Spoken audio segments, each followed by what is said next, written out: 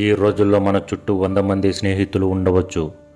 మనతో కలిసి తిరుగుతూ మనం ఏం చేసినా సూపర్ అంటూ మనల్ని ఆకాశానికి ఎత్తేయవచ్చు.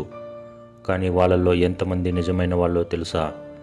మహాభారతంలో దుర్యోధనుడికి కూడా శకుని అనే ఒక నమ్మకమైన మామ ఉన్నాడు. కానీ చివరకు ఏమైందో తెలుసా? దుర్యోధనుడు శకునాన్ని ప్రాణం కంటే ఎక్కువగా నమ్మాడు. శకుని చెప్పిన ప్రతి మాట విన్నాడు.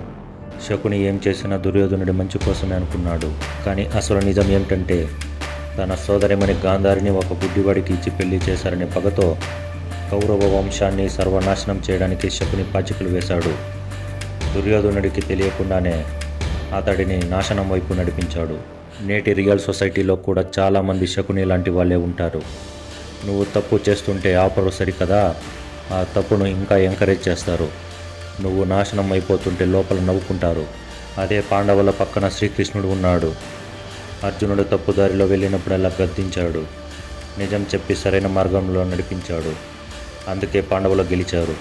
నీ తప్పులను సమర్థిస్తూ నిన్ను నాశనం చేసే 100 మంది శకుని లాంటి ఫేక్ ఫ్రెండ్స్ కంటే నిన్ను గద్దిస్తూ నీకు నిజం చెప్పి సరైన మార్గంలో నడిపించే ఒక శ్రీకృష్ణుడు లాంటి రియల్ ఫ్రెండ్ పక్కన ఉంటే చాలు.